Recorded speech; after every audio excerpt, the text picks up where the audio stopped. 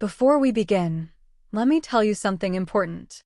In the next 45 minutes, you're going to hear a story that thousands of people couldn't stop listening to. But here's the secret. While you're listening, you're actually training your brain to think in English. This isn't just entertainment. This is the shadowing method disguised as a thriller. Here's how it works. Listen to me speak naturally. Then repeat what I say, copying my rhythm, my pauses, my intonation. Don't worry about understanding every word. Just let your mouth follow my voice like a shadow.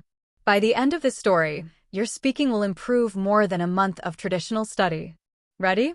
This is the story of Sarah Chen and the stranger she met on train 47. A story about secrets, choices, and a briefcase that changed everything. Let's begin. It was 11:30 on a Tuesday night. Sarah Chen was running through the rain toward Platform 7 at Grand Central Station. Her shoes were soaked. Her hair was dripping. She was late. Again. She had missed the 10 o'clock train because of work. Her boss had asked her to finish one more report. Just one more, he said. It's always just one more. So here she was, racing toward the last train to Boston, hoping she wasn't too late. The platform was almost empty. Most people had already gone home. The few remaining passengers stood under the dim yellow lights, checking their phones, avoiding eye contact. New York at midnight. Everyone's alone even when they're together. Sarah reached the platform just as the train pulled in. The doors opened with a hiss. She stepped inside, breathing hard, water dripping from her coat onto the clean floor. The carriage was nearly empty. Just 5 other people scattered across the seats. An old man reading a newspaper. A young couple sleeping against each other. A woman in a business suit typing on her laptop. And him. The stranger. He sat in the last row, by the window. A man in his 50s, maybe. Gray hair. Expensive suit. And next to him, on the seat, a black leather briefcase. Nothing special about him. Nothing that should have caught Sarah's attention. But she noticed his hands. They were shaking. Sarah chose a seat 3 rows ahead of the stranger. She wanted to be close enough to the door but far enough from other people.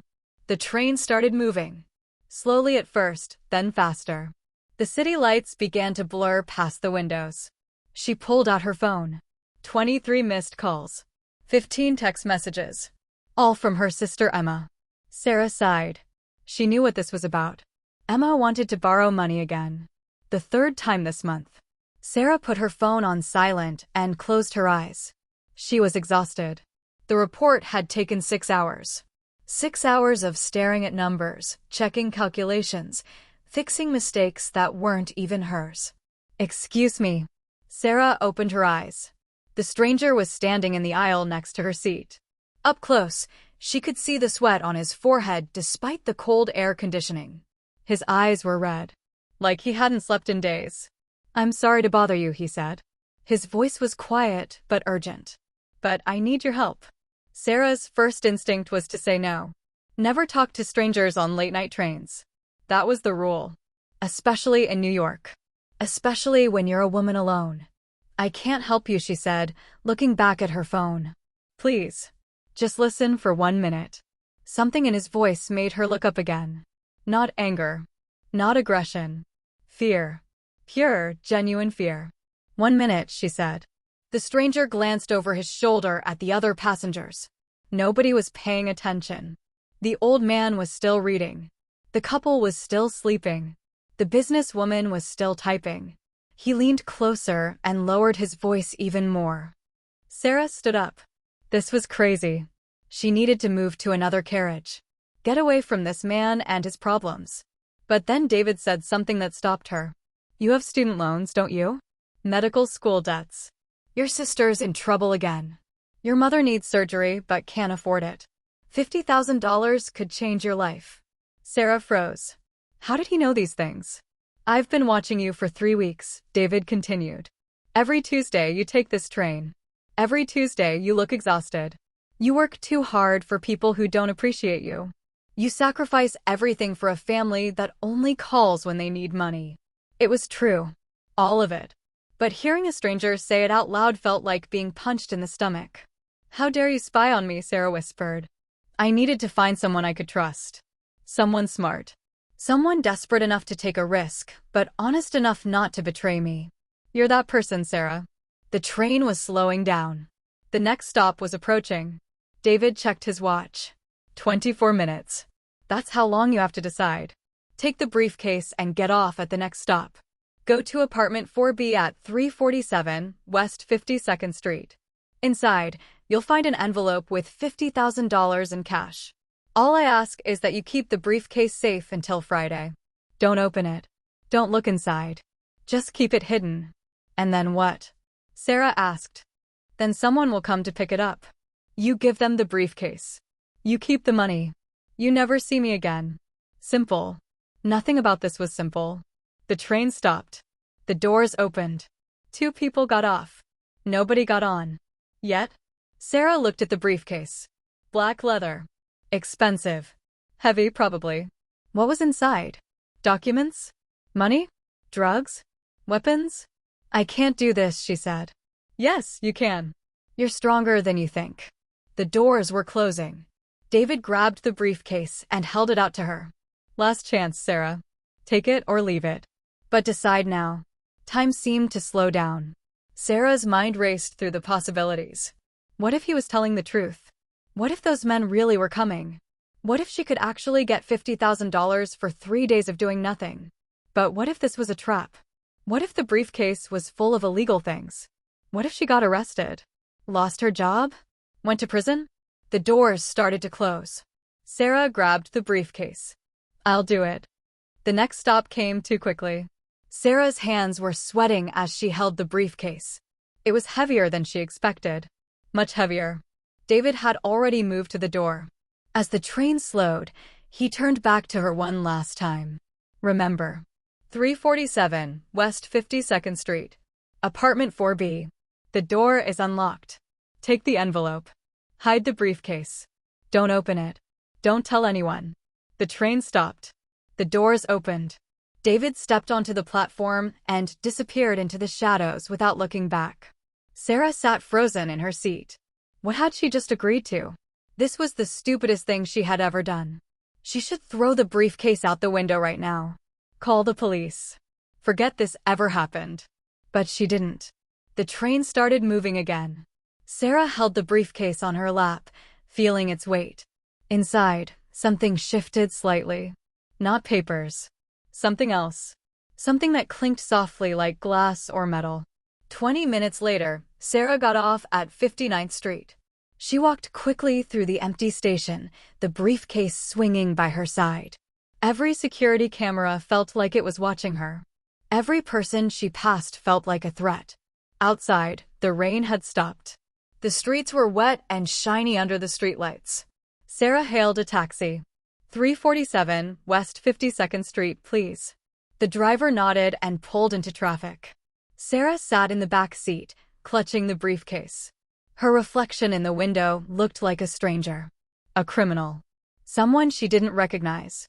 What was she doing? The taxi stopped in front of an old brownstone building. The kind of place that looked elegant in the daylight but menacing at night. Dark windows. Cracked steps. A heavy wooden door. Sarah paid the driver and stepped out. The street was empty. No cars. No people. Just the sound of water dripping from fire escapes. She climbed the steps and pushed the door. It was unlocked, just like David said. Inside, the hallway was dark. The air smelled like old wood and dust. Apartment 4B was on the 4th floor. No elevator. Sarah climbed the stairs slowly, listening for any sound. Footsteps. Voices. Anything. Nothing. The door to 4B was painted dark blue. Sarah turned the handle. Unlocked. She stepped inside. The apartment was small. One room. A bed. A table. A window overlooking the street. And on the table, exactly where David said it would be, a white envelope. Sarah put the briefcase down and picked up the envelope. It was thick. She opened it. Cash. Stacks of $100 bills. She counted quickly. $50,000. Exactly as promised. For a moment, Sarah just stared at the money. More money than she had ever seen in her life. More than she made in a year. Enough to pay off her loans. Help her sister. Get her mother that surgery. All she had to do was keep a briefcase hidden for 3 days. But something felt wrong. Sarah looked around the apartment. It was too clean. Too empty. Like nobody actually lived here. Like it was set up specifically for this moment. She walked to the window and looked down at the street. Empty. Quiet. Then she saw them. 2 men in dark coats standing across the street. Looking up. Looking directly at her window. Sarah stepped back quickly. Her heart was pounding. Were those the men David mentioned? Had they followed her? She grabbed the briefcase and the money and moved away from the window. Think, Sarah. Think. If she left now, they would see her. If she stayed, they might come up. Either way, she was trapped. Unless... Sarah looked at the briefcase again. Maybe if she knew what was inside, she could understand what she was dealing with. David said not to open it. But David had also lied about other things. Or at least hidden the truth. Her hands moved to the latches before her brain could stop them. Click. Click. The briefcase opened. Inside the briefcase were 3 things. First, a laptop. Expensive. Professional. The kind government agents or corporate executives use. Second, a small black device that looked like a hard drive, but with strange markings. Symbols Sarah didn't recognize. Third, a letter. Handwritten. Addressed to someone named Rebecca Morrison. Sarah picked up the letter and started reading. My dearest Rebecca, if you're reading this, then I'm already dead. I'm so sorry. I thought I could protect you. I thought I could fix my mistakes. But I was wrong. The people I worked for are more dangerous than I ever imagined. They won't stop until they recover what I stole. This laptop contains encrypted files. Evidence of everything they've done. Murders. Bribes. Conspiracies that go all the way to the top. The hard drive is the encryption key. Together, they can destroy the entire organization. But separately, they're useless. I've hidden the briefcase with someone I trust. A stranger, actually. Someone with no connection to me or to them. Someone who has no idea what she's carrying. Her name is Sarah Chen. If you're reading this, you need to find her. Tell her the truth. Tell her what's really at stake. And please, Rebecca, forgive me. I love you. Always. David. Sarah's hands were shaking. She read the letter again. And again. This wasn't about money. This was about murder. Conspiracy. Evidence that could bring down powerful people. And she was right in the middle of it. Suddenly, the sound of footsteps echoed in the hallway. Heavy boots. Multiple people. Coming up the stairs. Sarah shoved everything back into the briefcase and snapped it shut. She looked around frantically. There was nowhere to hide. The apartment had one door. One window. The footsteps stopped outside the door. A knock. 3 sharp raps. Sarah Chen. We know you're in there. Open the door. Sarah's mind raced. How did they know her name? How did they find her so fast? The knocking came again. Louder. More aggressive. Open the door, Sarah. We just want to talk. We're not going to hurt you. That was a lie. Sarah knew it. She could hear it in their voices. She looked at the window. 4th floor. Too high to jump. But the fire escape. Old buildings like this always had fire escapes. Sarah ran to the window and pushed it open. The cold night air rushed in. She climbed out onto the metal platform, holding the briefcase tight. Behind her, the apartment door crashed open. Men's voices shouting. Sarah didn't look back. She climbed down the fire escape as fast as she could. Her shoes slipped on the wet metal. Her hands burned from gripping the cold rails.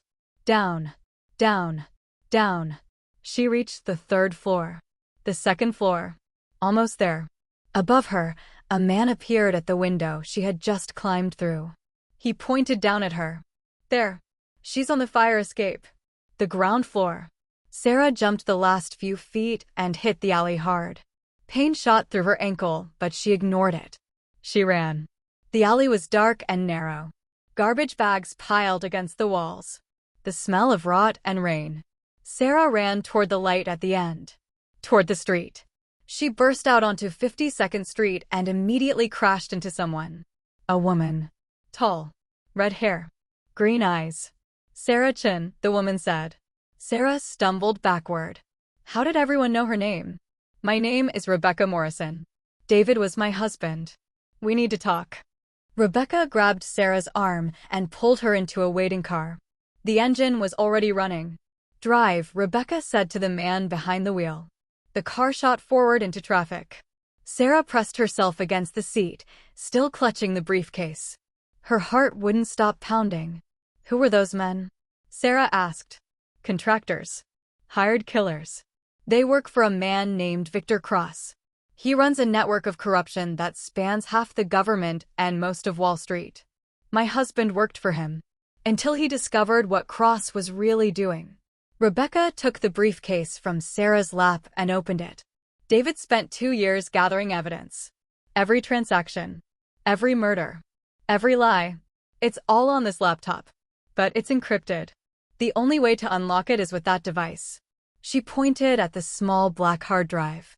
If we release this information, hundreds of powerful people go to prison. Maybe thousands. But Cross will never stop hunting us. He has unlimited resources. Unlimited reach. Sarah listened, trying to process everything. Why did David involve me? I'm nobody. I'm just a woman on a train. Rebecca smiled sadly. Exactly. You're nobody. No criminal record. No political connections. No reason for anyone to suspect you. That's why you were perfect. David needed someone invisible. The car turned onto a highway. The city lights were fading behind them. Where are we going? Sarah asked. Somewhere safe. Where we can decide what to do next. We? There is no we. I didn't sign up for this. I just wanted the money. Rebecca reached into her jacket and pulled out another envelope. She handed it to Sarah. There's $200,000 in there. Yours. No strings attached. Get out of the car right now if you want. Walk away. Forget this ever happened. Sarah took the envelope. It felt heavy. Real. But Rebecca continued, if you help me release this information, I'll give you $2 million. Enough to change your life forever. Enough to never worry about money again. $2 million. Sarah thought about her mother. Her sister. The debts. The endless working. The exhaustion. But she also thought about those men chasing her. The danger. The fear. What if I say no? Sarah asked. Then I respect your choice. You get out. You keep the $200,000. And I never contact you again. But Cross will still be looking for that briefcase. And eventually, he might find you anyway. Sarah closed her eyes. There was no good choice here. Only bad and worse. What do you need me to do? Rebecca explained the plan. They would drive to a safe house upstate. There, they would decrypt the files and upload them to a secure server. Then they would send the information to every major news organization simultaneously. The story would break before Cross could stop it. It's risky, Rebecca admitted. But it's the only way. Sarah nodded. She was already in this. Might as well see it through. The safe house was a cabin in the woods. 2 hours from the city. Isolated. Perfect for hiding. Inside, Rebecca set up the laptop and connected the encryption device. The screen glowed in the dark room. This will take about an hour to decrypt, Rebecca said. Then we'll know everything. They waited in silence. Sarah made coffee. Rebecca paced. The man who drove them stood guard at the door. 60 minutes later, the laptop beeped. It's done, Rebecca whispered. She opened the first file. Then the second. Then the third. Her face went pale. Oh my God, she breathed. What? What is it? Rebecca turned the laptop toward Sarah. On the screen was a list of names. Politicians. Judges. Police chiefs. FBI agents. All of them working for Victor Cross. All of them corrupt. But that wasn't the shocking part. At the bottom of the list was one more name. David Morrison. I don't understand, Sarah said. David was working for Cross? Rebecca's hands were shaking. Not just working for him. David was his partner. He helped build the entire network. He helped cover up the murders. He helped steal billions of dollars. She scrolled to another file. A video. David speaking directly to the camera. Rebecca, if you're watching this, you deserve to know the truth. I'm not the man you think I am. I'm a criminal. A murderer. I've done terrible things. Things I can never undo. But I'm trying to make it right. This evidence will destroy Cross. It will also destroy me. I'll be in prison for the rest of my life. Or more likely, I'll be dead before this video finishes playing. I love you. I'm sorry. Goodbye. The video ended. Rebecca was crying now, silent tears running down her face. He lied to me. About everything. Sarah didn't know what to say. Then Rebecca wiped her tears and sat up straight. But he was right about one thing. This evidence will destroy Cross. And I'm going to make sure it gets out. She started typing rapidly. Uploading files. Sending emails. What are you doing? Sarah asked. Finishing what David started. 3 days later, the story broke. Every news channel. Every website. Every newspaper. The biggest corruption scandal in history. Victor Cross was arrested. So were 57 other people. Senators. Governors. Corporate executives. All of them caught in the web that David Morrison had documented. Sarah Chen watched the news from a hotel room in a different state. New identity. New bank account. $2 million deposited under a new name. She would never see Rebecca Morrison again. That was part of the deal. But sometimes, late at night, Sarah wondered. Was it worth it? The fear. The danger. The knowledge that she could have died. Then she thought about her mother's surgery. Paid for. Her sister's debts. Cleared. Her own freedom. Finally real. Yes, it was worth it. And that's the end of the story. But here's the real question. Did you shadow along with me? Did you repeat the sentences? Did you copy my rhythm and flow? If you did, your English just improved more than you realize. Your brain absorbed natural sentence patterns. Your mouth practiced authentic pronunciation. Your confidence grew without you even noticing. This is the power of shadowing with stories. You learn without studying. You improve without effort. Tomorrow, practice this story again. And again. And watch your English transform. Thank you for listening. Thank you for practicing. And remember, fluency isn't about perfection. It's about practice. See you in the next story.